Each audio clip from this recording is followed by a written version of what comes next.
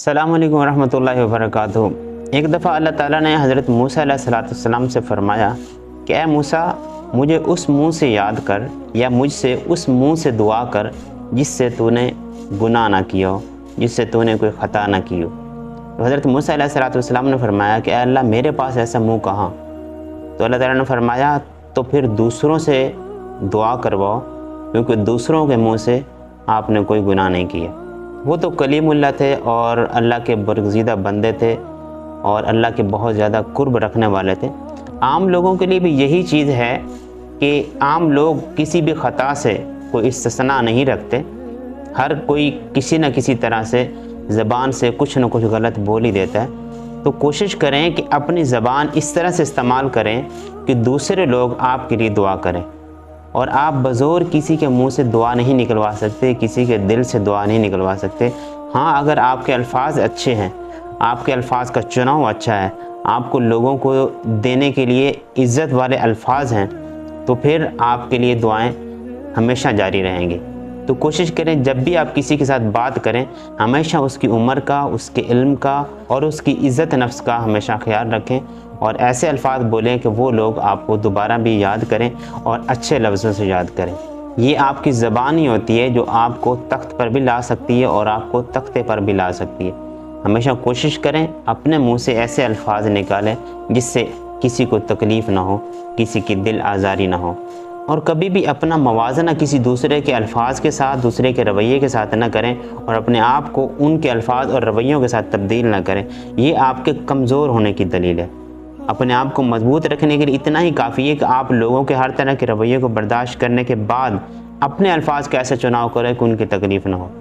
अगर आप ये सोचते हैं कि मुझे तकलीफ़ हुई और मैंने भी आगे तकलीफ़ देनी है, तो आप कभी भी अपनी तकलीफ़ से बाहर नहीं निकल सकते, क्योंकि आपकी सोच असल में आपको तकलीफ़ दे रही होती है और ये सोच बदले की सोच होती है और ये सोच बिना सब्र की होती है।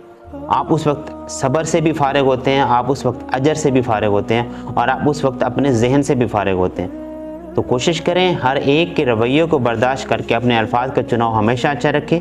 आपका अमल और आपके अल्फाज का चुनाव ये चीज़ ज़ाहिर करता है कि आपकी तरबियत कैसे हुई है। कुछ दिन पहले की बात है कि एक जगह पर मैं घर वापस आ रहा था, तो रास्ते में आदमी भी उसी तरफ आ रहा था जिस तरफ मैंने जाना था। तो कुछ आगे जाने के बाद मुझे दिल फील हुआ कि जैसे ना इस बंदे को सवारी की ज़रूरत है। मैं वापस गया, उसको कहा कि आपने कहाँ जाना है, तो उसने कहा कि मैंने फ़लाँ जगह पर जाना और बाई चांस मैंने भी वही जाना था। मैंने कहा ठीक है बैठे। वो मेरे साथ चले, जहाँ मेरा घर था उससे पहले उसकी मंजिल आ गई और वहाँ पर वो रुक गए और उतरने के बाद बहुत सी दुआओं के साथ उसने स्पेशली जो बात कही वो मेरे दिल को छू गई और उसी से मुझे इस बात का अंदाज़ा हुआ कि आप ही वो शख्स हैं जो अपने माँ बाप को गाली भी दिलवा सकते हैं और अपनी माँ बाप को दुआएं भी दिलवा सकते हैं। तो उस शख्स ने ये कहा कि आपकी तरबियत किसी अच्छी माँ और अच्छे बाप ने की है। तो इस चीज़ से साबित होता है कि आपका लोगों के साथ जो भी रवैया है, वो रवैया ये साबित करता है कि आपकी तरबियत किस तरह से हुई है। अगर आप चाहते हैं कि लोग आपके माँ बाप को दुआएं दें, लोग आपके माँ बाप को अच्छे अल्फाज से याद करें, तो हमेशा अपने रवैये पर, अपने अल्फाज पर और अपने अमल पर तवज्जो करें और गलती मानें और अपने आप की इस्लाह करने की हमेशा कोशिश में रहें। कभी अपने आप को मुकम्मल ना कहें। जब आप अपने आप को मुकम्मल कहेंगे तो तकब्बुर में चले जाएंगे और सबसे ज़्यादा इंसान को ज़लील करने वाली चीज़ तकब्बुर ही होता है। अल्लाह ताला हम सब को तकब्बुर से बचाए और अपने आप की इस्लाह करने की हमेशा कोशिश में रहने की तौफीक अता फरमाए।